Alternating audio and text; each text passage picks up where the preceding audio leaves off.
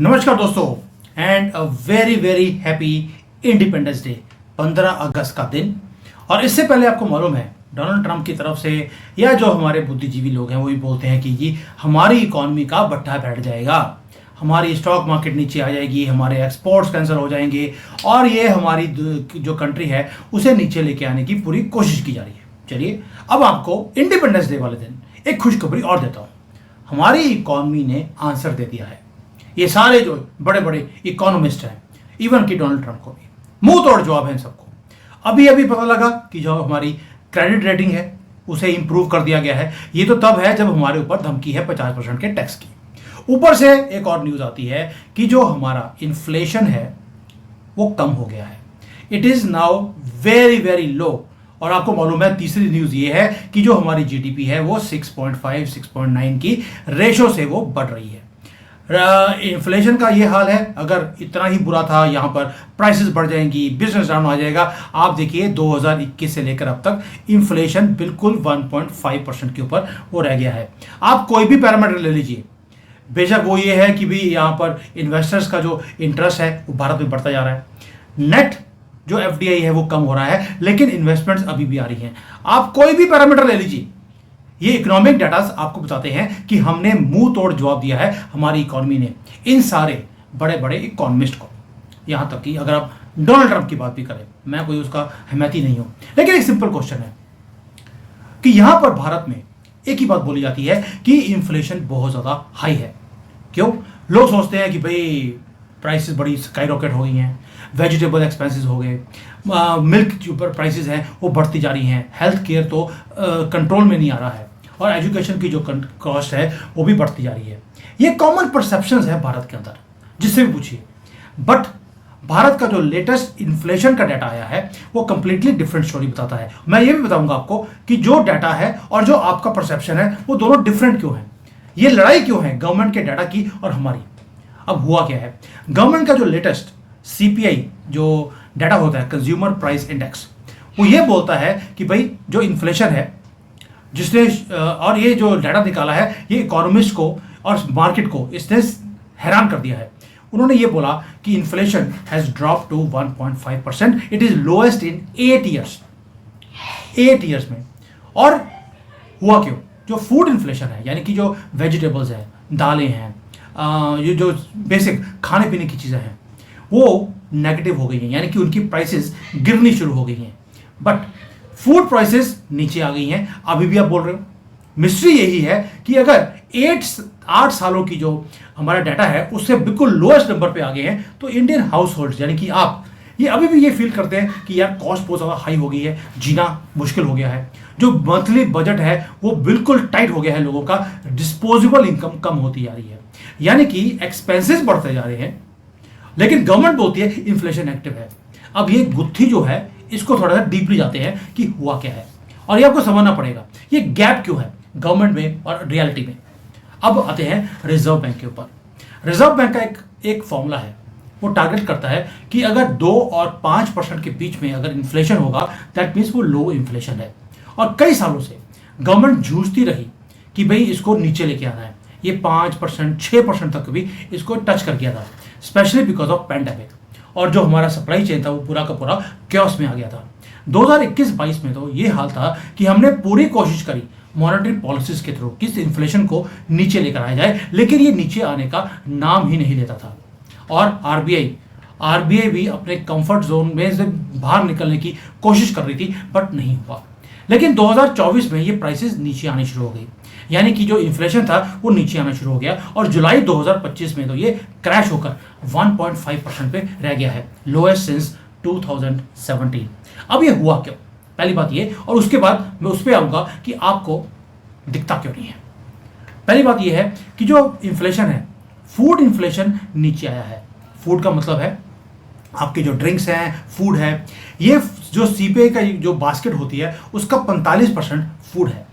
This is a normal practice. अगर food की prices sharply नीचे आएंगी तो आपका जो सीपीआई इंडेक्स है वो भी बिल्कुल नीचे गिर जाएगा, जो अभी हुआ है। लेकिन जो इसमें जो कैटेगरीज हैं वो है वेजिटेबल्स हैं, पल्सीज हैं, सीरियल्स हैं, शुगर है, एग्स हैं, ये सारी वो चीज़ें हैं जो नेगेटिव हो गई हैं कंपेयर टू लास्ट ईयर। ये बड़ा इंपॉर्टेंट पॉइंट है कंपेयर टू लास्ट ईयर, यानी कि एक बेस इफेक्ट है। बेस इफेक्ट का मतलब क्या है? जो सीपीआई है वो कंपेयर करता है कि जुलाई 2024 की जो प्राइसेस थी और जुलाई 2025 की प्राइसेस में डिफरेंस क्या है। यानी कि last year already prices high थे, अभी जो प्राइसेस हैं लास्ट ईयर के बदले वो 1.5% इंक्रीज हुए हैं। यानी कि आपको ओवरऑल ये लगता है कि भाई प्राइसेस तो अभी भी हाई हैं, क्योंकि पिछले साल भी वो हाई थे।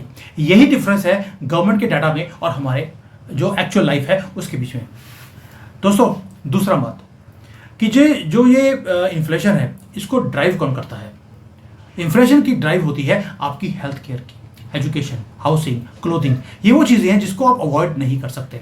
अगर आप फूड को बाहर निकाल दें और ओवरऑल अगर आप देखें कि इन्फ्लेशन कितनी है, वो अभी भी 4% के ऊपर है। यानी कि आपने सिर्फ दो चीज़ों को बाहर निकाला, फूड को और फ्यूल को। अगर आप कंपेयर करेंगे तो इन्फ्लेशन अभी भी 4% है, विच इज़ बिटवीन 2 to 5%, ज़्यादा नहीं है। इट इज़ नॉट कि 10% इंक्रीज हो रहा है। लेकिन ये जो सेक्टर्स हैं जैसे हेल्थ केयर है, एजुकेशन, हाउसिंग, क्लोथिंग, ये वो सेक्टर्स हैं जहां पर आप मैक्सिमम स्पेंड करते हैं। अब हो क्या रहा है? यहीं पर मैसिव डिस्कनेक्ट है गवर्नमेंट का और हमारा। गवर्नमेंट बोलती है प्राइसेस कम हो रही हैं, आप बोलते हैं प्राइसेस कम नहीं हो रहे। क्यों? हमारा जो ग्रोसरी बिल है वो थोड़ा सा कम हुआ है, लेकिन जो बाकी की सारी मेजर चीज़ें हैं, हमारा रेंट है, हमारा जो EMIs हैं, कुछ भी है, वो कम नहीं हुआ है। हमारे बच्चों की स्कूल की फीस वो कम नहीं हुई है, रेंट भी कम नहीं हुआ है। इसलिए जो हेडलाइन है गवर्नमेंट का वो ये है कि हमारा इन्फ्लेशन कम हो गया। अब जो बुद्धिजीवी हैं, इकोनॉमिस्ट हैं, उनके मुंह के ऊपर तो मच हो गया कि भाई आपने बोला था ये सब कुछ आउट ऑफ कंट्रोल हो जाएगा, लेकिन हमारी तो रेटिंग बढ़ रही है, हमारा जो ग्रोथ रेट है वो कम नहीं हुआ है, हमारी इन्फ्लेशन है वो नीचे कंट्रोल में आ गई है। अब इसका फायदा क्या होगा? फायदा ये होगा कि अब जो RBI है उसके पास एक मनूवर करने का एक तरीका आ गया कि जहां पर वो इंटरेस्ट रेट्स को थोड़ा सा कम कर सकते हैं। उससे जिन्होंने लोन लिया है बैंकों से, वो क्या होगा, उसकी जो EMI है वो कम हो जाएगी। आपका home loan, car loans, personal credit, ये कम होगा। जब ये कम होगा तो आप ज़्यादा स्पेंडिंग करना शुरू करेंगे। This is good for government also, for you also. लेकिन नुकसान होगा फार्मर को, क्योंकि उसकी जो फूड की प्राइसेस है, जब मार्केट प्राइस कम होनी शुरू होगी तो उसको जो अपनी प्रोड्यूस का पैसा है वो भी कम मिलेगा। जो छोटे छोटे फार्मर्स हैं उनको नुकसान होगा। अब फायदा किसी को है, नुकसान भी होगा। यानी कि जो अर्बन कंज्यूमर है वो तो बल्ले बल्ले है, उनको लगता है कि अब वेजिटेबल की प्राइसेस कम होगी। लेकिन जो गांव के लोग हैं वो बोलते हैं कि भाई हम तो हर्ट हो गए, ये तो मोदी ने हमें धोखा दे दिया। तो ये बिगर क्वेश्चन है जो नेशनलिस्ट इंडियंस हैं आप में से। एक तो यार आज भारत माता की जय लिखना मत भूलना, आज ये दिन है हमारा। आज मैं डाल के भी इंडियन ड्रेस आया हूँ। लेकिन जो ऑफिशियल नंबर्स हैं, जो नेशनलिस्ट इंडियंस है वो बोलते हैं यार ये तो दिखाने के लिए है, सब दिखाने के लिए नहीं है। हमारी इकॉनमी ठीक चल रही है, यहाँ पर एक ही चीज़ है, इन्फ्लेशन कंट्रोल में आ गई है हमारे कंट्री की, thanks to the cheap oil we are buying from Russia. अब कई लोग बोलते हैं सर वो तो प्राइवेट कंपनियों को फायदा हुआ, गवर्नमेंट कंपनी तो खरीद नहीं रही।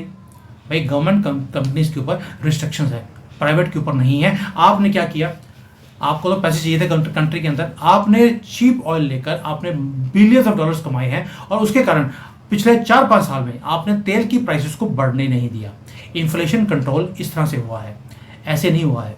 बाकी दुनिया में देखिए जो तेल के प्राइसेस है ऑलरेडी 40-50% वो बढ़ चुके हैं। They can not sustain the economies any more.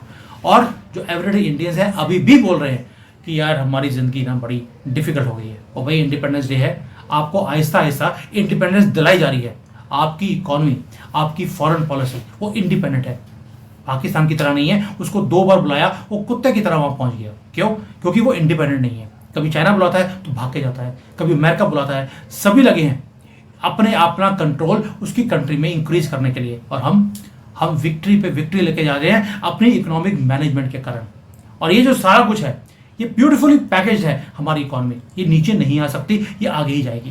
दोस्तों आगे अब देखिए, मॉनसून जो है ऑलरेडी बहुत बढ़िया है, हमारी जो राइस है ऑलरेडी बम्पर क्रॉप आने वाली है, खरीफ हार्वेस्ट है वो आने वाली है। तो यानी कि क्या होगा कि जो प्राइसेस है वो और नीचे आएंगी। RBI की जो पॉलिसी है उसमें रेट कट आएगा ही आएगा। जब अक्टूबर में आपकी पॉलिसी आएगी RBI की, उसके बाद और मनी पंप इन किया जाएगा इकॉनमी में। उससे होगा क्या, जैसे ही आप ग्रोथ को फ्यूल अप करेंगे तो इन्फ्लेशन बढ़ना शुरू होगा। तो अक्टूबर तक तो आपको चैन है, उसके बाद इन्फ्लेशन बढ़ने वाला है। नाउ नंबर्स जो हैं, जो मैंने आपको समझा दिया बड़ा सिंपल वे में, जितना मैं कर सकता था इकोनॉमी का मैंने समझा दिया। नाउ एक चीज़ और भी है कि जो इकोनॉमी के अंदर जो सीपीआई है वो ये बोलता है कि 8 साल से कम 8 साल में सबसे कम हमारा सीपीआई है। मैंने पहले बताया आपको फूड 45% का वेट है इस सीपीआई के अंदर। हेल्थ केयर, एजुकेशन, रेंट हमने निकाल दिया। अब अगली बारी है कि अब ये जो हेल्थ केयर की कॉस्ट है उसको नीचे लेके आना है। ये जो मोदी जी ने स्कीम निकाली है कि ये जेनरिक मेडिसिन आप निकाल सकते हैं, 90% तो मेडिसिन की कॉस्ट वो कम कर दी। अब जो कुत्तों को पकड़ के अंदर कर रहे हैं वो क्यों है? ताकि जो वहाँ पर फॉरेन कंपनी की मेडिसिन को बेचना पड़ता है वो बेचना नहीं पड़ेगा। यस, मुझे मालूम है कि ये टूल किट भी है, क्योंकि जितना यूथ है वो अगेंस्ट हो गया मोदी जी के, ये टूल किट है। बट ब्रॉडर पर्सपेक्टिव ये है कि आपकी हेल्थ केयर की जो कॉस्ट है उसको नीचे लेके आना है। एजुकेशन में ऑलरेडी पॉलिसीज बन रही हैं कि किस तरह से बुक्स को चेंज करना है, कैसे स्कूल्स के अंदर जो फीस है उसको कैप किया जाए, इससे ज़्यादा आप कर नहीं सकते। रेंट गवर्नमेंट के कंट्रोल में नहीं है, this depends on the prices of the land. वो बढ़ती जा रही है क्योंकि तरक्की कंट्री के अंदर आ रही है, तो ये चीज़ें स्टडीली राइज करती जाएंगी। लेकिन हेल्थ केयर और एजुकेशन ये दो कॉस्ट है जिसके ऊपर अब गवर्नमेंट काम कर रही है, एंड दिस इज वेयर अब most of our income is being eaten, health care, education and rents. अब इसको नीचे जब लेके आएंगे तो आपका जो ओवरऑल इन्फ्लेशन है, जो आज वेजिटेबल्स और फूड के कारण नीचे आया है, जब ये आ गया तो और नीचे आएगा। बस ये है कि माइनस ना चले जाए, बिकॉज उससे you will go into depression, वो नहीं चाहिए हमें। जैसे चाइना में है, चाइना में आज की डेट में हाउस की प्राइसेस जो 5 करोड़ का घर था आज 1.5 करोड़ में बिकने को तैयार है, कोई लेने को तैयार नहीं है। इतना ज़्यादा डिफ्लेशन है कि गवर्नमेंट को समझ नहीं आ रहा कि थोड़ी सी इन्फ्लेशन होनी भी चाहिए। तो जहाँ पर इन्फ्लेशन डाउन है गवर्नमेंट खुश हो रही है, लेकिन हमारी जो कॉस्ट ऑफ लिविंग है उसको भी आगे कम किया जाएगा। चिंता ना करो, इंडिपेंडेंस डे है, कोई अच्छी खबर ही दूंगा आपको।